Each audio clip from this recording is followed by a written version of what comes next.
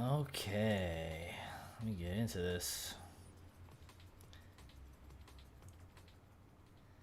Need to adjust the volume of this guy here.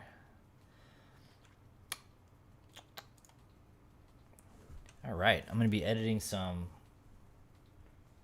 old pictures I took. Back in 2017, I shot the sunset every single day for 365 days. And there's a ton of photos in that backlog that I still haven't even touched, some of them. So I'm going to go through some of those today. And any tips or tricks that any of you guys want to see, I will be able to share those with you as well. So you too can have awesome sunset edits. I like to keep my sunset edits pretty simple because you capture the natural beauty of these sunsets and you want them to stay that way. So I had trouble here last time with this raw editor. I don't know if this is still showing up here or not. Let me see.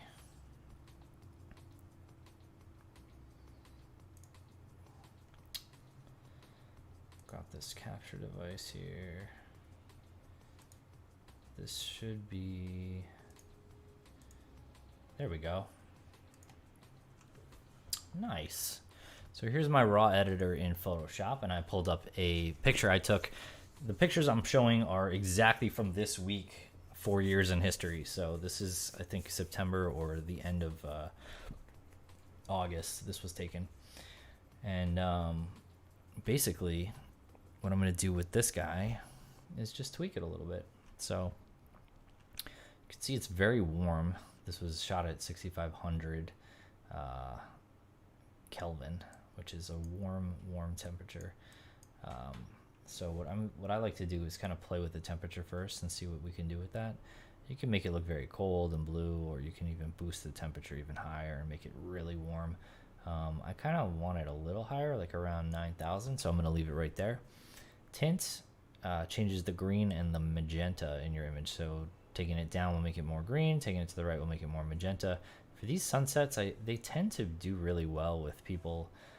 They like it a lot when it's kind of got that magenta, like pinkish orange color to it. So I'm going to boost this up just by like 20 or so. These are also shot on my old camera on my Nikon D750, which is a great camera. But since then I've moved on to the Sony system with the mirrorless. So a little different than these looks now. It's kind of fun to go back. As you can see, the highlights are blown out by the sun, which makes sense because the sun is the brightest freaking thing on, well, at least on our planet. It's the brightest source of light. So what I like to do is take the highlights and just, for sunsets specifically, I'll play with these depending on my image, but like for sunsets specifically, I just drop that all the way down to 0 because you want to see everything. You want to see all the colors. And as you can see, when I drop that highlight down, it crushes all the bright light, and you can see all the craziness around it. It'll still be blown out because the sun is just that bright, but everything around the sun that got blown out is now brought back to life. Conversely, with the shadows on these types of images, I like to raise those up very high because then you get to see everything else in the image, like this cool little coconut thing that this person had on their bike. So I'm gonna just raise that up. All the way on the shadows makes things look a little waxy, so I don't typically ever put that to 100, although on landscape shots like this, you have a lot more leeway. If there was a person in this shot, it would look terrible. Their skin would start to look weird at a certain point, but even here, I'll lower that just a little bit to maybe like 74. The whites of the image, you can see in the histogram on the top right, or maybe you can't because my face is blocking that. But you can push that pretty much up to actually -7. So we actually want to bring it down. If you push it too far, it starts to cut things out. You can hold Alt on your keyboard and click on this. I don't know if it'll show up on the stream, but what shows up is like a black mask. And then as you're moving this slider left and right, it'll show you when things are blown out by showing the color red. So I'm going to put it right to this point, which is where there's no red. That's the maximum white we can go on this image. Same thing for the blacks. We can go down and give it a little bit more depth, which I really like here. Some things that are true black, like this bag that's attached to the bike over here, That I'm going to bring down all the way. And that gives us like a nice little image. And so from there, we can do like a little before and after. That's the before, and that's the after, and that's just with a couple tweaks.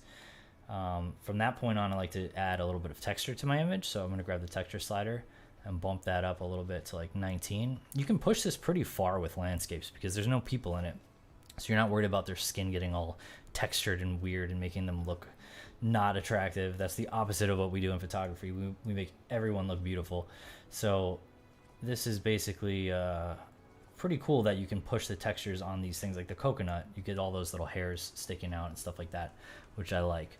Clarity kind of does the midtones of the image, so it does it as a whole. And if you see I boost this all the way up, it gets a little crazy. A lot of people will just do that on their image and leave it, and that's just way too overkill. So I'm going to add a little bit, like maybe +9 there.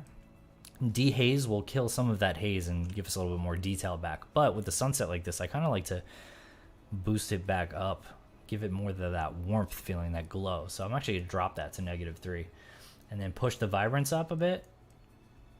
And then I'm going to open our image. Now at this point, Photoshop opens the image and you should be able to see this a little bit better than before, but it doesn't look to me like this is coming out correctly for some reason. I don't know why these capture windows are so weird. But basically, I gotta figure out how to use this with Photoshop because it doesn't seem to capture it correctly. Like what I'm looking at on the screen is not what you're seeing on the stream.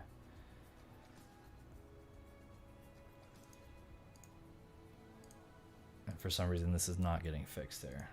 There we go. That looks about right.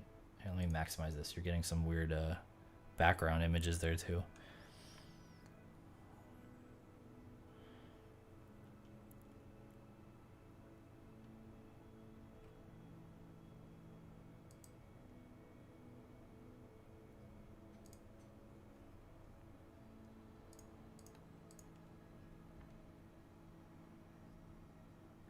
Next time I do this, I promise I'm going to have a separate monitor, so we won't worry about this stuff. We'll just show you exactly what's on the monitor.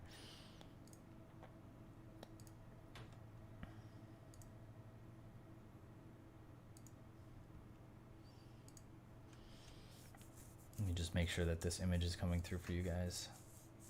If you see it, let me know. If not, also let me know what's going on here, because this is all still kind of new to me. I don't know if you could hear the music either. Let me try to raise that up. Let's see here. I'm trying to get my Photoshop settings to go here. We're just going to do that. Hopefully that works. All right, at this point, we've got our image. We can do a lot of other things to it. I just want to make sure that this is showing up on stream here, so I'm just going to test this real quick.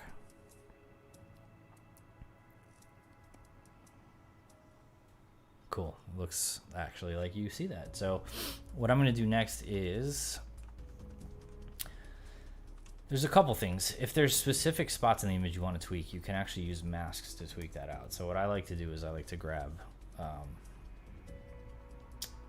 I like to start a new layer and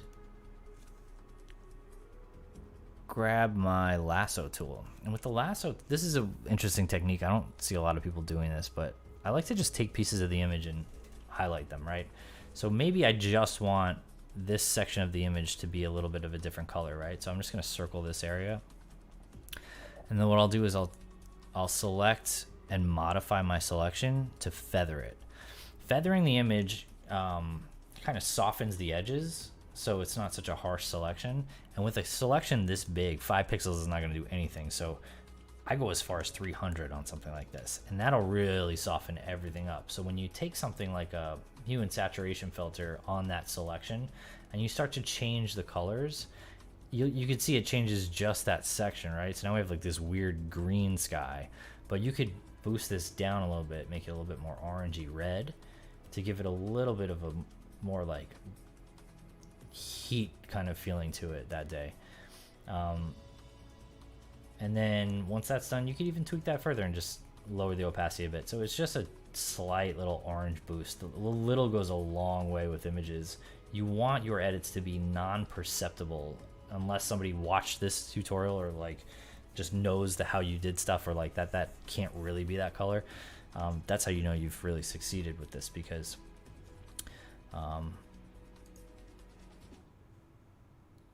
you don't want your edits to be apparent, basically, but you do want it to make it yours and how you see the world and how you see these things. So the only other thing I would probably do this image is maybe add a vignette. So what I like to do there is to add a new layer, which is this plus, little square plus button at the bottom right here. And then I'll grab just a paintbrush, a regular brush tool, set my colors to black and white, set my flow to like 2%. I always leave opacity at 100 because in my opinion, you always want the full brush to hit. You can always change the opacity on your layer later on, and then just adjust the flow. So if it's at 100% flow, right, that's just gonna paint black across the screen. If it's at 1% flow, which is typically, I usually work in the range between 1 and 3. Let's put it at like 2 or well, 3. Let's leave it at 1. One stroke isn't gonna do anything. It'll make it a little darker, but you really have to sit there and paint and paint and paint and paint and paint and paint and paint to make it darker, as you can see there, right? And even that's not even enough. That's not even close to where 100 is. I'm gonna undo that. But what that does is allows you to really paint. I'm using a Wacom tablet, by the way, so I basically have a pen in my hand here, and I'm literally paintbrushing on the pad. So I take this, I'm gonna make it really big, make it by holding Alt and right-clicking and basically opening that up. You can also change that from this menu right here. Just change the size right here. Right now it's at 2081 or so. And then I'm just gonna start painting and brushing like on the edges here. Now for this kind of vignette, I already know I want it darker, so 1% flow is not gonna do it for me. I'm just gonna jack that up to about 9%. And then you can see a big difference here when I paint. I'm just gonna paint around the edges, really just darken the edges a bit. And what that does is it actually adds your focus to the center. It puts your focus to where there is no black image. Your eyes naturally go towards the brightest part of the image, which is this part right here, not the coconut. So we kind of have to fix that a little bit too. So now that that's done, it's a little too dark. And like I said before, you can always scale it back. So I'm gonna go to opacity, and I'm gonna drop that to about 47% or so. And that to me is enough. If you click this on and off to check it out, the difference, that's the before, that's the after. That's the before, that's the after. So even 47% might be too much. I might drop that down to 26%. Just a very faint little vignette so that your eye gets drawn to a certain part of the image. Now on top of that, maybe I don't like some of the vignette, so I can actually add a layer mask by clicking this button down here, this little circle and square, and then paint with black again to hide that stuff. So maybe in the sunset part, I do want to see more of that sunset, so I'll just paint a little bit there just to brighten that up a bit. Now at this point, you can do a couple of things. I'm actually curious how Photoshop's sky replacement would be on this. It kind of is a silly thing to do, to replace a beautiful sunset sky that I've already shot with a sunset.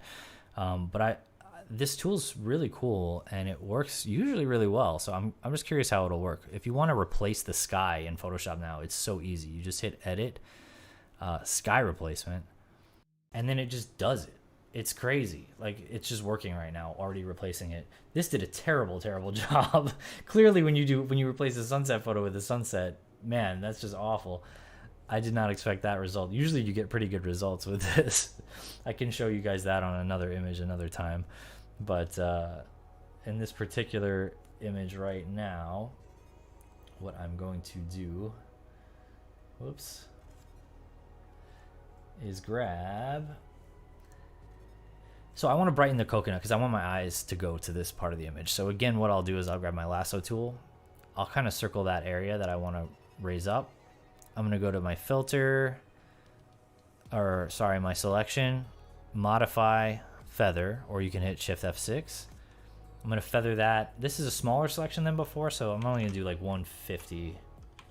And that again just smooths out the selection. Then you can go and grab the little curves adjustment here, and when you grab from the center of the curve and pull up, it will bring up the midtones of the image. So I'm just going to click here to create a dot and drag up slightly, and you can see if I go crazy overboard, it'll go crazy bright just in that section. If I go down, it'll get dark. That just looks awful all around. But if you do a little bit of a boost to like there, now all of a sudden this part is just as bright as this part of the image, and your eye kind of looks at all of it at once, which is a cool thing. In this case, I do want a little bit more contrast here, so I'm going to add another curves adjustment and just create a little bit of an S curve. What this does is it adds some contrast. So what you're doing is you're taking the shadows down here, you're bringing those down and making them darker across the whole image. And then you go to this side here where the highlights are, and you boost those up. And that just adds a bit more contrast. And you don't need a lot. You can see this is a very small S curve. In fact, this is probably too much on the dark side here. So we're just going to go drop down. Anybody likes Star Wars, we have gone way too far to the dark side. We're going to go up here. There we go. Nice. And that's about it. So we kind of started with this image, which is nice, but it's a little bland, right? And then this image kind of boosts everything a little bit. Now that I'm looking at it back and forth, this might have been too much on the coconut. The beauty with this editing style and how you are basically additive in your layers is you can go back and adjust each piece, right? So this is our overall curves. We want to leave that. This was our curves just for the coconut. So I'm going to scale that opacity back to like 60 or so, 67. So now it's not as much. It's still a decent amount. Could go even lower, maybe like 48. So now it's still brightening that coconut. It's still doing something back and forth. That's off, that's on. But it's not overpowering it to where it looks crazy edited. A lot of times I will do that, and a lot of people I think do that is they'll just overboard edit. A really good rule of thumb is to just leave. If you're in the middle of an edit, you love it, just walk away for 5 minutes, 10 minutes, go get a drink, come back, check out your work again. You will see it totally different than the last time you looked at it. So it's usually a good way to check and make sure you're not overkilling your image here. So this one's cool. I think I like it. It's good to go. So I'm just going to save that guy out real quick. Save as a copy, JPEG, and then I'm just going to pop that right in my folder and open up the next image.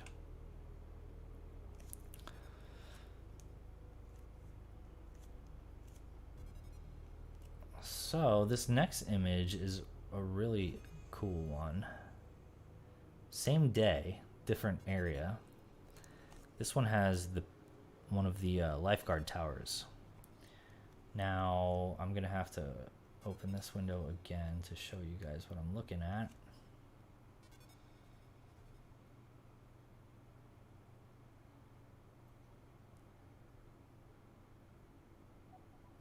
I'm not sure it's showing up here. Something's showing up. It's very weird that this does not completely show up on the image here. Let me try to adjust this. It's showing up in the bottom, but not the whole thing.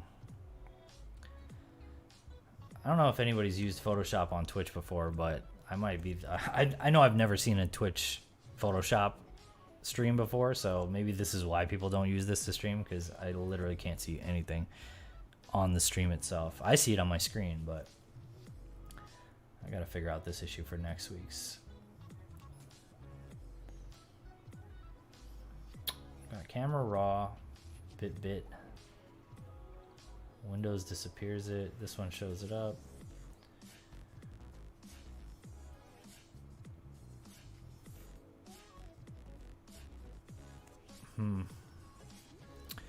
Well, what I'll do is I'll just bring this straight into Photoshop. Forget the raw editor. We'll just do it all in Photoshop.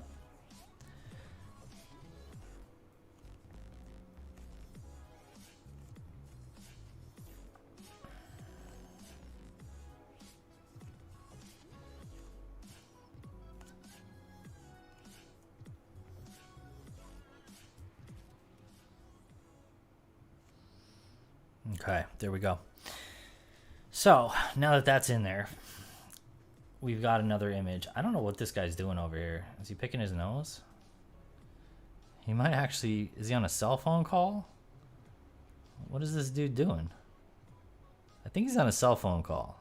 That makes sense. But the screen looks the same as the... I don't know. It's very weird. Anyway, you capture some weird stuff when you're taking sunset photos. This is also the same day, same crazy bright yellow sunset. This one, let's try the sky replacement. I don't know. Let's see what this one does. Edit sky replacement.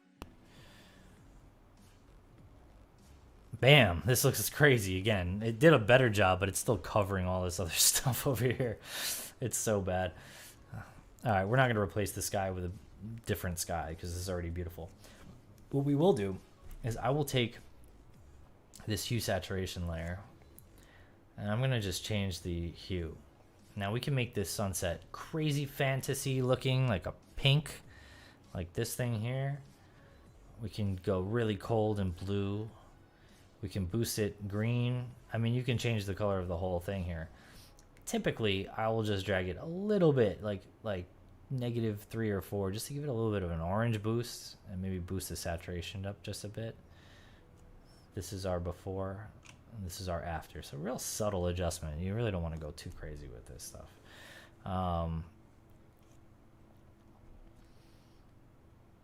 You also have your color balance tool here. So you can change your midtones. This will change the cyan to red spectrum. This will change your magenta to green spectrum, and this will change your yellow to blue spectrum. So in this particular case, you could mess with these maybe in the shadows, add a little bit more blue in the shadows to just get some of the sun off of the sand, right? Maybe a little green here and some blue, and that'll just darken that sand and really make the rest of the sky pop. For the sky, we can also do different adjustments there and paint them in. So maybe we do like the pink, right? Maybe we'll go here and make just like crazy pink. But we don't want that on our whole image, right? So these little filters, when you do these adjustment layers, they automatically add masks to them. So all you have to do is paint them black to hide them or paint them white to show them. In this case, they start off all white. So what I'm going to do is hit Control I, which will invert that mask and make it all black and hide everything. Then what we can do is we can take our paintbrush, set it to white, and then paint on that layer mask to reveal the pink. So this is another example where I might go drop down to like a flow of 1 or 2. I'm just going to go 2 for this example. And then using a big soft brush, right? You want it to be soft because if it's a hard edge, it'll just show up really obviously. So you want hardness to be 0. We can make this a little bit bigger, although I don't know what's going on with my brush here. Let's make this a little bit bigger, like maybe, I don't know, 1400. That's cool. And then just paint gently. Like I'm just gonna do like a bunch of little strokes on this here to kind of paint that pink back in. And I don't know if you could tell where I'm painting, but it is adding a bit of pink to this. In fact, I'm going to hit X, which will switch me back to black, and I'm going to paint over that and erase it because it was a little too much in that section. Again, you can resize your brush, paint just on these clouds here, just a little bit. I'm just enhancing the clouds that I already see with a little bit of pink, just in the center of them, by just brushing. I'm just doing a brush stroke back and forth on these clouds, just like 1 or 2 strokes here or there. And what that kind of did was it added like just this weird pink color to everything. Now on top of that pink, I kind of want the sky to show a little bit more too. So what I might do is I might add another hue and saturation layer and just adjust this whole thing till it turns blue. Maybe like right there, right? And then hide that layer mask with the Control I as well. Then I'm going to go into the blue areas. Same thing, paint white onto those blue areas. And just basically enhancing what's already there that I see and with my eye, but it's not necessarily showing up in the image, right? So just anywhere that I see sky, I'm just going to add a little bit of blue breaking through with those clouds, right? And this is kind of giving it a bit of like a cotton candy effect, which some people like, some people don't. In this particular image, I kind of like it. It's all up to you. This is your personal preference. You can make this whatever you see. This could be a complete fantasy scene, or this could be a very realistic sunset. However you see the world is how you should edit. Don't get discouraged if people tell you it looks fake or stupid or whatever. It's like art is art. You do you, boo boo. So now we have a crazy cotton candy sky like this. If you zoom out, that looks way too much for me. I personally like a little bit more realism, but what I'm gonna do is take all the adjustments we just made, highlight them, and then click this folder button. That will create a group. Now everything's grouped into this folder, which then we can change the opacity of the whole group. So what I'm gonna do is hit opacity and just lower this slightly until that stuff kind of fades out a bit. Just to maybe like there. So it's just now everything has become a subtle adjustment. We went crazy with it and then we reeled it back in. And this is the before, and now that's the after. And it's very, very slight. We just added a little bit of blue to this area, a little bit of blue here, and some pink to this area. And that's it. That's all there is to it. Now to enhance this guy, like if we really wanted to, we could grab this little shadow adjustment here. We can add a curves adjustment to the top and just pull the shadows up from the bottom here. Kind of raise that up there. I don't know if we really even want to see this guy, to be honest, though. So that'll raise everything up. I don't like that at all. What you could do is make this darker, make it even more of a silhouette. Pull those shadows down, right? That will just darken all the shadows in the image, which I think brings a better highlight to the image itself. Now, the only problem is that this is also affecting everything we did up here as well, and you may or may not want that. It looks a little too dark and intense for me. So same thing with the curves adjustment. You have that mask layer that you can use. So in this case, I kind of want a gradient mask. I want it to gently fade from the ground up. So what I can do is go to my gradient tool, pick just a generic basic black and white tool. And as I mentioned before, what happens when you paint on a layer mask? Well, when you paint black on it, it hides it. When you paint white on it, it shows it. In this case, I want the curves to be white on the bottom and black on the top because I want just the bottom part to show through. So since this is a black to white, what I'm going to do is start here in the center of the image because I want all this top area to be black, and then drag it down to the bottom to paint white. And what that does is it does nothing because I have this diamond selected. So if you look down here at the mask, there's just a diamond of black in the center. We don't want that. So I'm going to Control Z to undo that. Click to the actual gradient tool, the first box. Do the same exact thing. And now you'll see here on the layer that it gradually fades from black to white. And so just the bottom half is being affected by this curves adjustment here, and the top half is not. And that's it. That's perfect. I like this image as is, so I'm going to save this guy out as well. And be done with this one.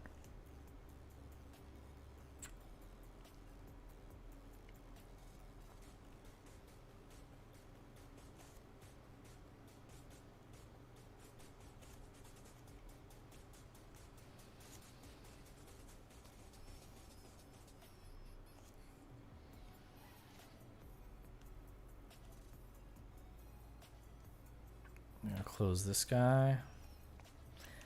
I'm going to open up another image from, let's do from a different day, so it's a bit of a different sunset. I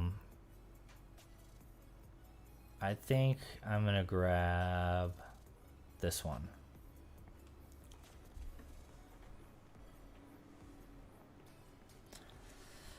So now this one, I will need the raw editor because it's a bit dark.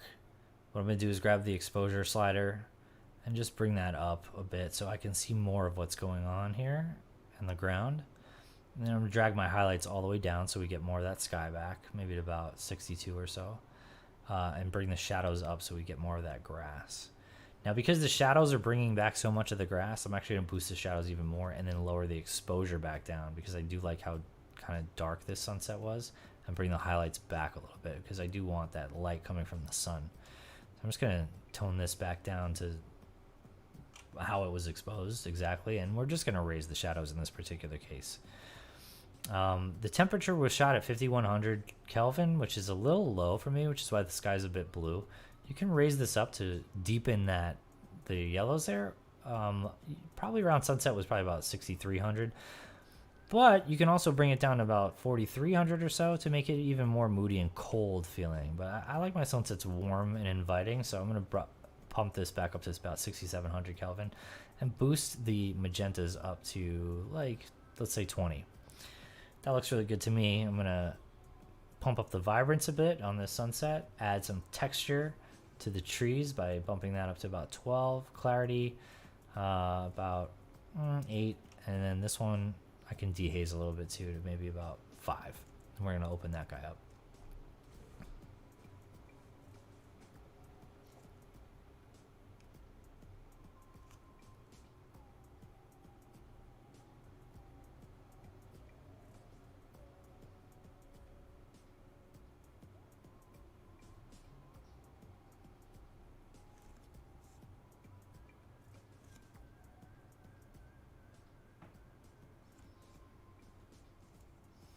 All right, now that we got this guy open up, the first thing I noticed when I look at this image is there's too much stuff going on. I've got whatever this is, houses, apartments over here. You've got the sunset over here. You've got palm trees kind of flowing all different directions. You've got some people in the shot. And it just looks off center too. It's you can see like the line of the horizon kind of goes up at an angle. So the very first thing, actually the last thing you do is usually crop, but in this particular case, I already know I don't want this as is. So I'm going to go to my crop tool. I'm going to leave it as original ratio, so I keep the ratio that my camera shot at. And then one trick to straighten this thing out is you could use the ruler tab, which is right here. It's a straighten tab. So if I click this little level, I could basically click on the horizon here. I'm going to click on the water line and drag across the water line, right? Exactly how it is down there. And I'm going to extrapolate to the whole image. You can kind of see it goes through here. And then it will automatically kind of straighten it to how whatever line you just drew. I'm going to hit the check mark just to see what it looks like better. And that's actually not bad. It looks pretty straight to me. An alternate method to that is to just hit the crop tool again, and you can go to the outside edges of your image here, and you see the cursor changes to like a little like left and right arrow. You can go to the corner here, click down, and then kind of drag left and right, and so you can kind of move it yourself. And if you need even more control, sometimes like look, I'm dragging it, it's not doing anything. Now all of a sudden, boom, negative 0.7. That might be too much. You can hold down control on your keyboard while you're doing this, and it'll give you a finer point of control. So now I can go down by 0.1 as I'm dragging. In this particular case, I liked how it did it before, so I'm just going to hit the, what is that, a no symbol? It's not an X, that's like a no symbol. So we're going to cancel the cancel symbol, I guess. I don't mind these people in the back over here. They're fine. They're hanging out. They're enjoying themselves. They're playing volleyball. It is kind of crazy how deep these images can go, and what you can see when you zoom in. But this dude over here, I don't know who this guy is. He's styling though. He's got his dad's shoes on and a cool little hoodie here, but I don't really want him in my image. So what I like to do is I'm going to take this spot healing brush tool and see if that works for me. I usually like to do this on a separate layer so I don't destroy my original. So I'll make a new layer, grab the tool, make sure sample all layers is checked. Otherwise you'll be sampling nothing because we're on a layer with nothing. And then you just paint out this guy. You want your brush size to be about the same size as what you're painting, if not a little smaller. And then you just kind of brush around that area. So I'm just going to brush literally on this whole dude here. Try to go around and past the tree here. And let go. And he disappeared. And it did a pretty decent job. Not great. It looks definitely photoshopped. It copied the tree over to the grass. But I'll be honest with you, working with it this way is way easier than working with it this way. So there's two different ways we can do it. We can continue on like this and just do it again and see how well we can do this if we keep using the tool over and over again, right? We might be able to rebuild the wall over there. That's cool. We can change this to some grass instead of some tree textures. That's all right. Or you can just do it a totally different way and create a brand new layer, grab the clone stamp tool, which is this guy right here. And what this does is it selects a part of the image and then you copy it over. So in this particular case, I work section by section. So if you're looking at this image, right, you have a dirt path, which has lines on it. It's got a section here. Then it goes to grass, which is a whole section on itself. Then you have this little cement, I guess, wall over here. Then you have water and then sky, and all of those pieces are touching this dude if you were to just move them out across. So what I'll do is I'll go to a horizon line, like right here, hold Alt to select your section, and I will try to get my click directly on that horizon line right there. And then when you let go, it'll have that selection picked. So if you see as I drag this around, it's got that little horizon line selected. Now you don't want to press down just yet, because when you press down, that's when it decides that's where you're starting from, where you select it from. What I want to do is try to line this up with this guy's head, right? So like right there will be the continuation of that horizon line. And then I will click down gently right there. And then you start painting. And what it's doing is you can see the little plus line on the left there to my circle. That's where it's pulling from. So if you just go back and forth, it's basically copying that section of the image down to this section. So what we're doing is we're getting rid of this guy. We're getting rid of this trash can right here.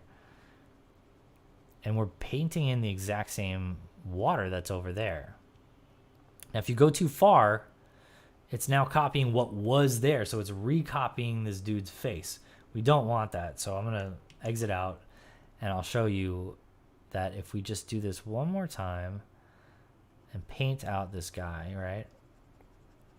Just to this section here, we can then reselect again, and now that guy's gone. So it won't copy that again. We can start over and just keep brushing back and forth from here. And at this point, now we got a dude with no head that's hanging out by the tree. We also have a light post now that is floating. We don't want that either. So quickly, I'm going to grab this section of the sunset. I'm going to set my flow a little higher so this goes a bit faster, maybe to 31. And then I'm just going to go over to this piece, and we're going to paint the sunset back onto this pole until the pole is gone. Now we just got a sunset there. Problem is we got a headless dude in the park, and nobody really wants to see that. Unless it's Halloween or something. I mean, a headless dude in the park is a bit to be concerned about. So we're going to do the same tool. We're going to grab this tool, but instead of painting from here now, it's still selected. We're going to go with this section. So in this section, we've got some concrete and some grass. So what I'll do is I'll grab some concrete right where it meets the water and place it right where it meets this dude's face, or what used to be his face. And we're going to paint just that little section in right there. So now the wall is covered. Now we got to do the same with the grass. So I'm going to grab where the grass meets the concrete right there. And we're going to paint that. And this is a little bit more tedious than the other method, but it looks way, way better. And as I lift my mouse and paint it back down, it's going to copy that same section over. I'm okay with that for now. We'll clean that up so it doesn't look exactly like a copy. But this is just a faster way to get rid of everything. And then you can work from it from there. So now that we're getting closer to the tree, I just have to make this a little bit smaller so that I have more room to work with here. And I'm just going to paint closer to the tree and get rid of all this little stuff over here. Now down in this section, I'm okay with this copying from here as well, because it's just grass, and it'll eventually get down to the dirt section here where his shoe is. And we could just paint that out. And so same thing, I'm gonna re-grab a section here where the grass meets the dirt, go to where the grass meets the dirt, or where I want it to meet the dirt, and paint that in right there. And then I'm gonna grab this section here by holding Alt, clicking down, and then I'm gonna just paint his shoe out, because that's dirt. I want dirt there. Whoops. And we are essentially done. I'm just going to grab a little bit more grass and dirt from this section here and paint in right there, because I know that's where his shoe is. If we zoom out of the image, that dude's nowhere to be found. You would have never known there was a lamppost here. You would have never known there's a guy here. Let's hide that layer that we just did. Boom, the post, the guy's back. Put that layer back on. He's disappeared. So there we go. Now you can still tell, if you're a professional, you can look in here, you can tell there's a difference in color here, and there's a line here that shouldn't be there. This is an exact copy of this grass. So if you really want to get crazy, no one else that sees this image is going to notice that, especially from that far away. You're good. But if you want to be meticulous and be a perfectionist, which I tend to be sometimes I say screw it and just go with it. But at this point, we're already here. We might as well put in the work. I'm just going to sharpen this up a little bit right where the edge meets the tree. And then I'm going to grab a little bit more of this grass, put it here. And then I'm just going to get rid of like the duplicate stuff here by grabbing random grass here, painting a little bit, grabbing random grass here, painting a little bit, making the brush bigger, grabbing this grass, painting that here, and basically mixing up what we see in this image, right? Some dirt, add some dirt over here. You're basically painting your own scene here. And then that way it's just little dirt grass patch. We can even add just more grass if we want. Just add all that grass in there. Grow the lawn for these guys, you know? And just doing that a couple times from random spots will build your own little image here. And then now it looks kind of crazy, to be honest. So maybe that was not the way to go for this. In this case, we might actually want to take a little bit of this section here and just paint little lines here, just make it look a bit more realistic. There we go. Now that grass patch looks pretty good. All right, next up, we've got our palm trees. We can grab a curves adjustment, raise the shadows up a little bit on these guys, right? And maybe I don't want my whole image just brightened up like this. Maybe I just want the trees, right? So now that I have that setting, I know I'm only focused on the trees, right? Just look at the trees only when you're making this adjustment. I don't care if anything else gets blown out. I don't care if anything looks weird. I just want the trees to look good. I think the trees look good right there where I brought it up, right about there. And so now that I have that, I'm just going to hit Control I to invert my mask to all black, which will hide all that stuff, bring us back to our cool image. And then I can take my brush, set it to something low again, like a flow of 2, and paint white on the mask where I want to bring back that color, which is basically just the trees. So essentially what I'm going to do, is just paint over the tree. Do gradual brush strokes, right? Gentle strokes here on the brush, on the tree. Just back and forth, painting a little bit, just to bring some of that life back into them, a little light back into these trees. And I only want that light on the trees. I don't want it really anywhere else. So this one I'm going to have to make my brush a little smaller and just paint back and forth on this tree. And this is going to kind of show that texture that's there on the palm trees. It's going to bring up the shadows that were hiding that from the sun, because the sun is basically hitting it from behind, creating little silhouettes on these, which is a cool image on its own. You don't have to brighten these trees up. Silhouettes in sunset photos are awesome, in my opinion, but I kind of just want to add a little flavor to it. So same thing here, just paint on these trees. And it's a very subtle thing. I think what you'll learn from watching me edit is like subtlety is best. I tend to go overboard a lot, but I reel it in. I try to reel it in as much as possible after the fact. But you really don't want people to even be able to see that you did these adjustments. I'm going to hit the actual palm fronds over here as well. Same thing with these fronds up here. We'll just hit a little bit of these.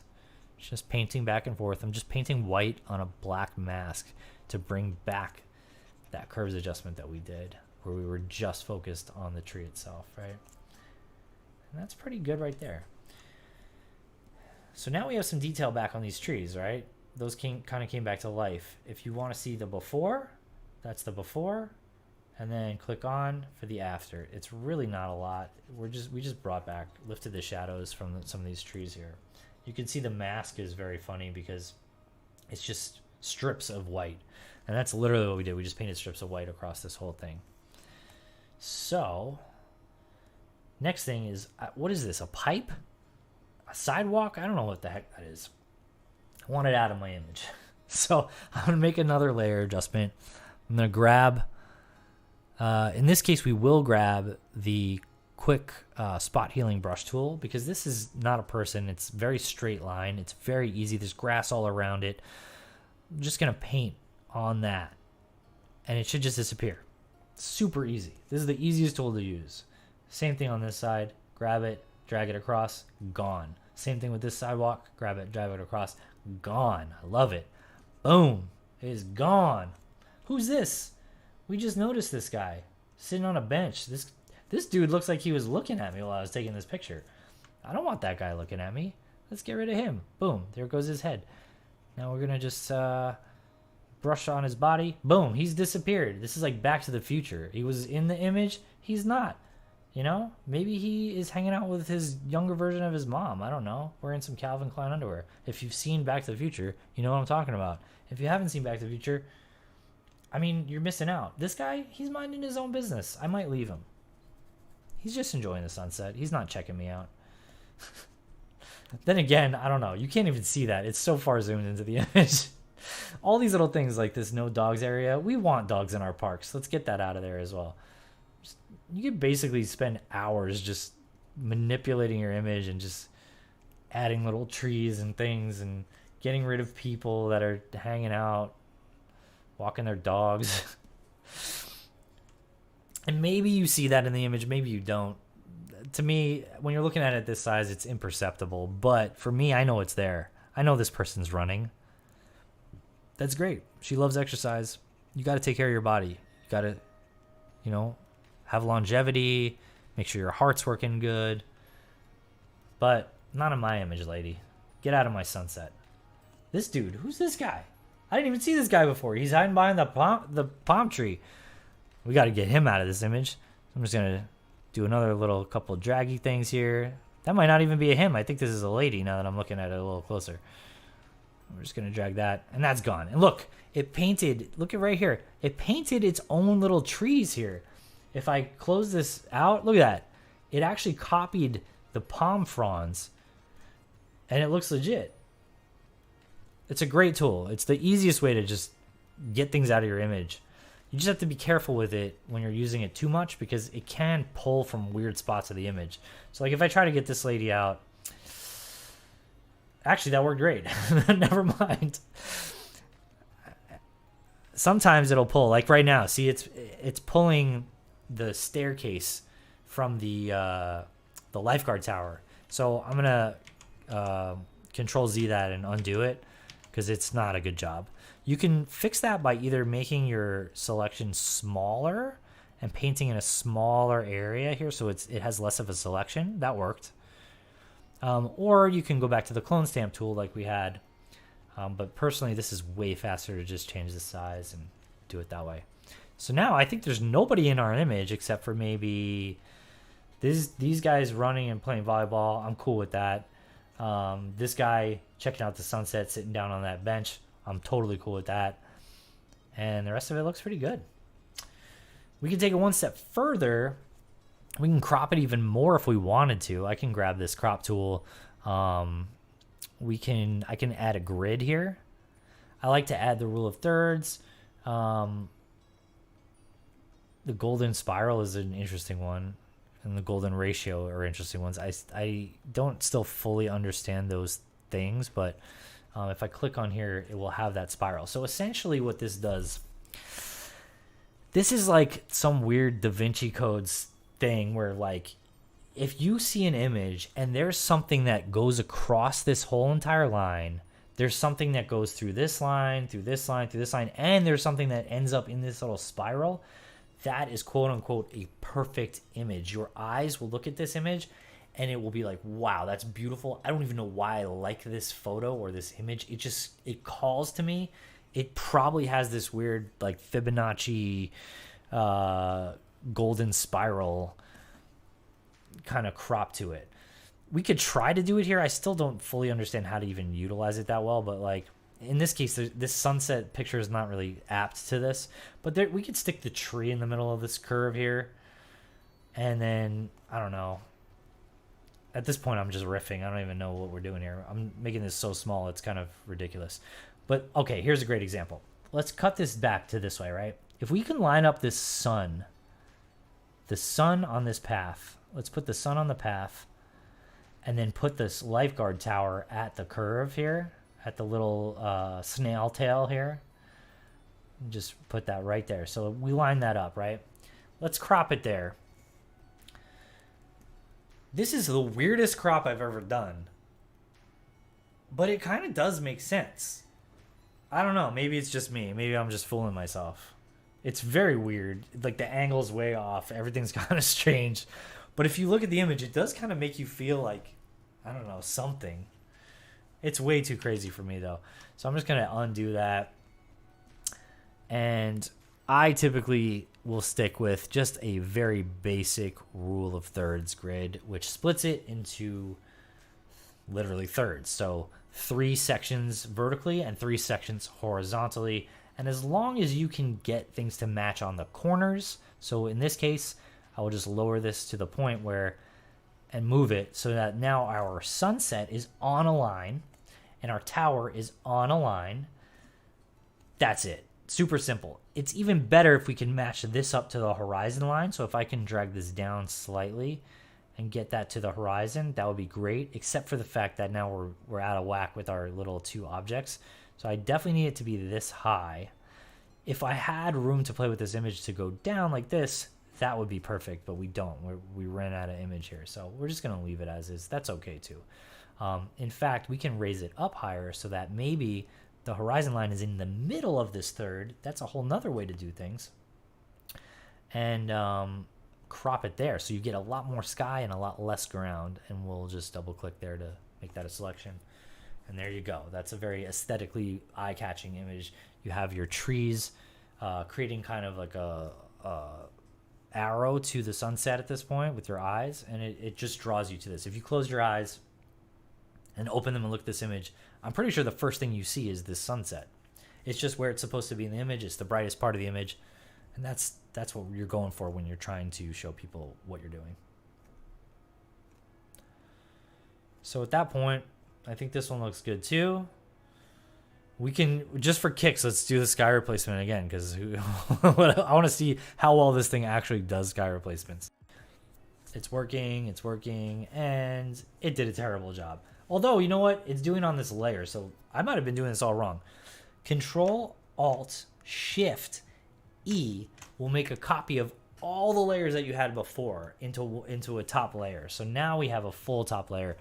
Now I'm going to try the sky replacement, see what it does on this.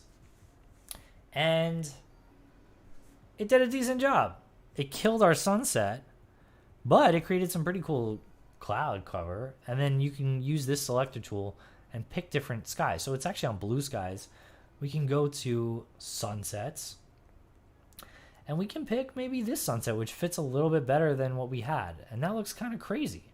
That's like a dark, crazy sunset. Or we can just pick this one, which is a little bit brighter and nicer. And then we can even boost the temperature up. So, because we know our image is very warm. So we can just boost the warmth up all the way here. And then once that's there, we can even go to the sky replacement group, create a layer mask on the group. And then same thing with all our layer masks, right? It's white, so the whole thing's showing. If we paint with black, it will make that disappear. We can go back to where our sunset is, paint on just the sunset, the sun itself, right? And bring it back into the image.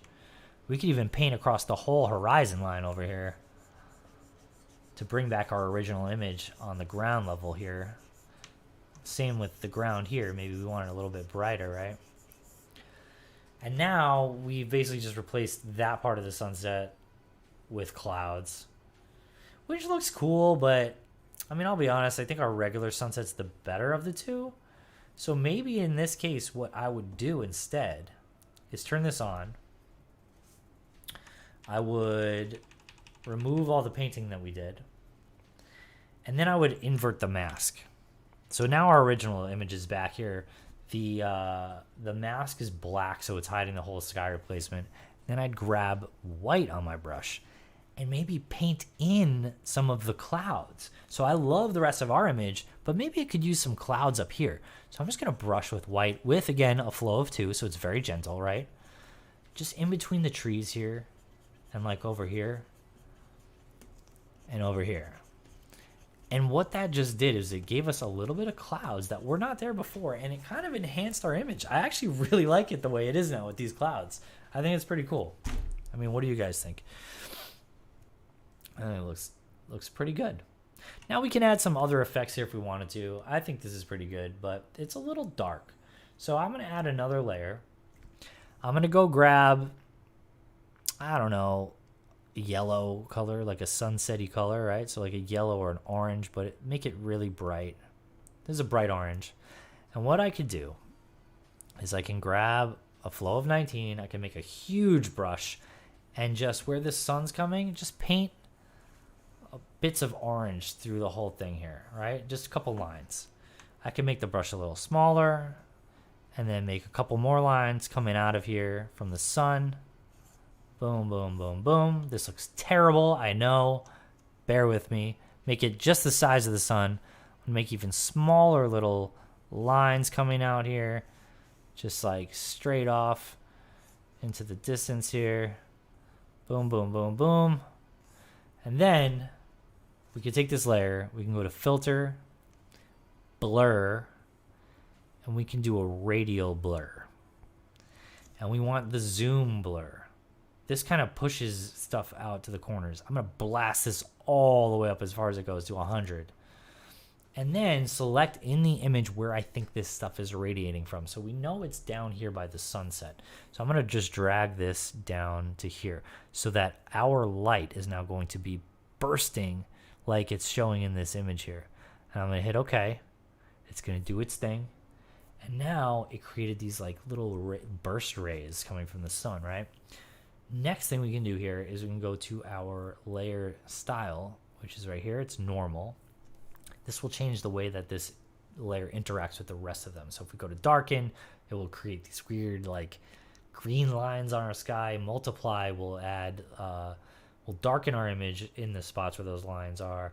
Color burn will burn those same spots, which you can see gets darker. In this case, what I want to do is pick soft light because that is literally what we are trying to paint here, some soft light. And that's it. It's there. It's very, very subtle. You can barely see it. I don't know if you'll even be able to tell the difference. This is off and that's on. And all we did was it added this orange hue to everything and it created kind of like sunburst lines going through. If we want to really accentuate those, we can add a curves adjustment and hold Alt and click in between the layers, and that will make that curves adjustment only apply to the layer below it. And then we can take this curves adjustment and blast it up brighter, right? So you can see now we're brightening all that stuff. This will be darkening it, making it a little magenta. This is blasting it up, brightening that image up a bit. I kind of don't like that. Again, this is all kind of subjective, right? So experiment. I tried this thing. I thought it would look cool. I don't think it looks cool anymore once I did it. Don't go with it. Erase it. Actually, as I'm playing with this back and forth, I do kind of like the magenta look. So I might raise the highlights up and take the shadow parts and just play with this. Maybe now raise the shadow, lower the highlight. That gives it kind of like a purpley feel. I kind of like that, actually. We can always adjust the opacity down to like 67% or so. And then, yeah, I think that looks good. So this is our before image. We got our guy here by the tree. We got this thing. We got this person hanging out over here. We got a runner. We've got no clouds. We've got this guy that was creepily staring at me while I was taking my picture. This person walking their dog. And now we have all our adjustments. All those people are gone. We brightened everything up. We brightened up the palm trees so you could see the texture of those a little bit. And that's pretty much it. At this point, what I'd like to do is just make a full copy of this. Another Control-Alt-Shift-E. Go to Filter, Sharpen, and hit Unsharp Mask. Now, this will just sharpen up the image a bit. I don't really touch this. Wherever it's at is pretty good. Amount 100, radius 1.2 pixels, and threshold 11 levels. That means it will do this 11 times at a width of 1.2 pixels, and 100% blur sharpen. You can see from like this part of the image, the preview, if you uncheck the preview, you can barely tell. It's just a little bit of sharpening. If I was to jack this up to like 600, look at the image. It gets way too sharp and it looks just not realistic at all. 100% is perfect. The radius widens that where it's sharpening. So same thing here. If I jack that up to 164, you can see it's not only sharpening the trees now, it's sharpening the sky. It's sharpening all kinds of crazy stuff. A lot of people will do these types of edits as newbies, and you could just tell, like, good for them. I'm glad they're editing. I'm glad they have this as a hobby. Like, you got to start somewhere. I started somewhere. I did this kind of stuff. I'm embarrassed to say it, but I did it. Everyone starts somewhere. 1.2 pixels. Trust me, you want it the smallest amount. You want this stuff imperceptible. And then threshold 11 levels, same thing. If you jack these things up, it just changes how many times. So the more levels is how many levels it has to pass through before it sharpens. So the higher this is, the blurrier it will be. The lower this is, the sharper it will be. So I find that 11 levels is the perfect amount to give you just the pieces that you need. It's essentially like 89% masked out, right? So I'm gonna hit OK on that, and that just sharpens the image. If we zoom in to this, it's not all that sharp. The edges are a little bit better. If I turn that off and on, you can see the only difference are these really small textures over here. They get a little blurry. Now they get a little sharper. But when you zoom out of the image, it actually makes a huge difference, which is why you want to not go overboard with this stuff, because it makes a huge difference. Like, too much goes way too long away. That phrase doesn't make sense, but you get what I'm saying. Anyway, this looks great. I'm going to save this and move on to the next one.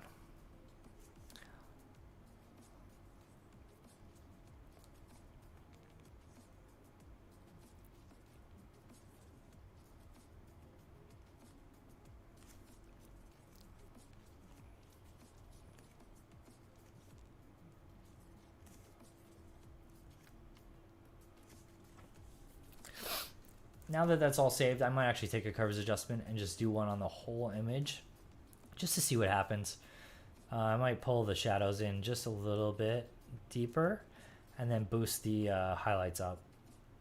And that might be a little too much, but I feel like right there is good. And that just kind of like toned the image down a bit. We might have gone crazy on the shadows there. If you boost it up too much, it looks just fake. Too far down, you can't really see anything. It looks like I shot it too dark. So it's a really fine line of like where to edit this stuff.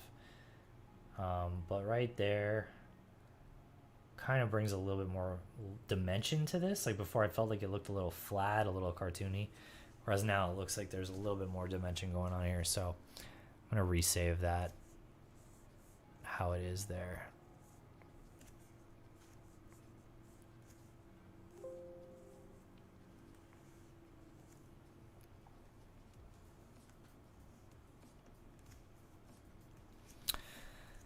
We'll do one more image. Let me see what I got. Okay, this one's pretty cool. This one's when the sun went down a little further and it's more twilighty. And this one, I will use the raw editor a bit. Hopefully you can see it. I'm going to boost the shadows up quite a bit because I want to see the lifeguard tower and the person standing on the tower. Probably about 70% boost the shadows. The highlights are already pretty low, so I could lower it a little bit to get more cloud coverage, but I'm actually going to boost those up a little bit, like to 12 or so. For this one, clarity all the way. Not all the way up, but like I'm going to go with clarity for sure. About 17, 15. Texture, we're going to add a little bit of texture to that, about 9. And then the dehaze should give us some crazy texture as well. I'm just going to pop that up to about 10. Add my vibrance boost so that sunset really pops. I can go all the way up to about 54 on this image. Saturation, you don't want to push it. That just looks a little too crazy. So I'm actually, anytime I boost the vibrance, I tend to lower the saturation so it's not overkill. Just about like 5 or 6 right there. Then grab a curves adjustment directly in Camera Raw and also give it a little bit of an S-curve here. Just a tiny slight S-curve to add a little bit of dimension to this image, right? And one really cool thing with Camera Raw, I don't know if you could even see this right now, but if you can, you go to the color mixer and you can change the hue of specific colors. So I'm going to change the hue of the oranges to be a little bit more red. I'm going to change the blues to be a bit more aqua color, and the purples as well to be a little bit more bluish, the greens to be a little bit more bluish, the yellows to be a bit more greenish, and the reds to be a bit more magenta. And then I'm just going to hit open for that image.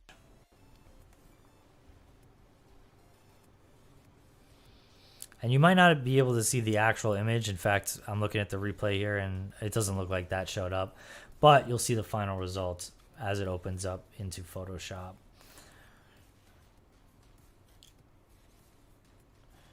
What we ended up with is very like aqua looking blues, some very red looking oranges, and this image just as a whole, I think it looks pretty cool. I like it as is. There's not much I would really change with this, to be honest. The only thing I really want to do is see more of this tower, and I don't want to affect the rest of this image. So what I can do is create our curves adjustment, right? And just raise that up and keep my eyes on the tower, because that's really what I want to affect. Even though it's going to affect the whole image, I just want the tower. So we're just going to focus our eyes on the tower as we raise up from the midtones on this curves adjustment. And once it gets to a point where I kind of like it and I could see what's going on with the tower, but it's not too overpowering, like that's way too bright. Just to like, right, this is too dark, right? You could go the complete opposite way. If you like this, you can go all the way down and make everything a silhouette. I think that's pretty cool too. You really see the sunset at that point. It looks like fire in the sky. I'm going to raise this up just slightly to about there. I want to see the lifeguard. I want to see the tower. And then we're going to hide the mask. So again, Control I to invert that to black. Now it hides everything we just did. You grab your paintbrush, you grab your white color for your paintbrush, set your flow to something very low, like 1% or 2%. Make our brush nice, big, soft, hardness 0. And then you're just going to paint on the area you want to brighten. So I'm just going to do one stroke, gradual strokes here. If you hold the pen down or you hold your mouse down and do this back and forth, you'll get a little further, a little faster, but you won't be able to undo individual strokes. You'll have to undo the whole entire mess that you just made. So be careful if you're doing that. And that's really it. I don't want it to go crazy. If you look at the mask itself, there's just a little white blob where I added to. The rest is all black. If I turn it off, you could see that the tower gets darker. If I turn it on, the tower gets just slightly brighter, just a tiny, tiny, tiny bit. Enough to see it. And that's really all I want in this image. There's not much else. There's some kids in this image. I'm all right with that, but you know what? If we want to make this lifeguard really stand out and make her look like she's, I don't know, we want to tell a story with our images, right? So maybe she is a little lonely. Maybe there's no one to rescue, even though these kids are here. She could probably rescue them. Maybe we want her to just be looking out into the distance, pondering life, pondering what's going on, and just really having a moment of zen watching the sunset, right? So we'll use our little spot healing brush tool. We'll create a brand new layer so we are non-destructive to our image. We'll make the size a little bigger, and then we're just going to paint out our kids and all these like people that are hanging out in our private beach here. It's not a private beach, but we're making it a private beach. Bye-bye. Do you have a permit? Nope. Goodbye. How about you? You got a permit? Let me see your permit. Nope. Goodbye. And get rid of that cone. And there's two people hanging out over here with chairs. How do you even get a chair? This is like a gymnasium chair. This guy came from a wrestling match? What's going on? We're going to paint him out section by section because this is really tough. So as you can see, I'm only hitting that section of the wave. I'm only going to hit the top of her head. Bam. That's easy. The rest of this, we got to match up with the rest of the blue. Bam. That's gone. Now we'll take the whole piece. Bam. That's gone. These are their butts. I don't know if you'd ever be able to tell if it's their butts or not, but I'm going to try to do it. Try to get this out by just painting. And what it's doing is it's copying over this blue, which is not good. So I'm going to undo that one. For this one, I might just leave it because you're not going to be able to tell what that is, but the orange will be distracting. So we're going to try to get rid of this cone by painting a little bit right there. Again, you can paint over what you did to enhance that and make it look a little bit better. I think that's cool. You don't really notice them. If you really want to get crazy, we could take the clone stamp tool, clone stamp some of this water here, right where the edge of the sand is. And since we know this is the edge of the sand, we can just paint a little bit of the water there, right? And grab another section here and match that up and just continue painting that so that we have like a little bit of water and wave and sand. And now their butts are gone. Maybe that makes you feel better and you can see through. I don't know. I think it's pretty cool. We're going to hit this little cone here. Same exact thing. I'm going to grab from this section here because there's some room around here. Grab right at the sand line. Put the sand line down where I want it. And then just paint. And copy that section over to this section here. And get rid of the orange cone. Look at that. We cleaned up our beaches. Except for this trash can here. But that's fine. We still want to clean up. And there you go. Now we've got a lifeguard hanging out in solitude, not worrying about little kids dancing around on the beach. She's enjoying her sunset. She's looking out into the distance.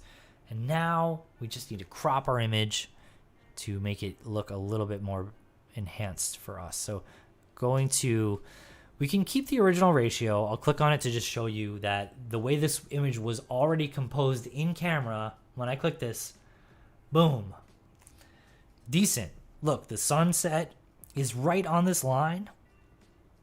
It is in the middle of this. It's on the line. It's in the very center of this third. This third has a buoy or whatever this lifeguard thing is in the center. And this one doesn't have her on the center per se. But, you know, host 00312, thanks for the follow. We got this thing over here. The tower is basically perfectly in line with this third. So this is a decent composition. What I would do is probably lower this just slightly so that we get a better horizon line. I kind of want our lifeguard to be more in the center of that third. So I might even cut this back a little further and then just push her over to that side. And that kind of gives us a different perspective. However, I think when I cut this, it looks a little weird. We got rid of the trash can, which is cool. This is actually a pretty nice image the way it's composed. So what you can do is just save it as a copy, just so you have it. I'm going to save this as is here. And then I'm going to undo what we did. And my favorite thing to do now, I'm not just a photographer. I'm also a filmmaker. I love movies. I take pictures as if I'm watching a movie a lot of the times. Movies are formatted differently than camera photos, right? So I actually would like to go down to 16:9 ratio, which will flatten this a little bit. It'll make it a little more narrow. And then select my image through that ratio. So at this point, I would like to drag this down so that the horizon line meets this lower third line right there. And I'm going to move this in slightly so that our sun is setting in the center of this line. And we've got our lifeguard tower directly in the middle of this thing. These are all points of interest that are all on this lower line, which is going to draw our eyes to the image. And then I'm going to select OK.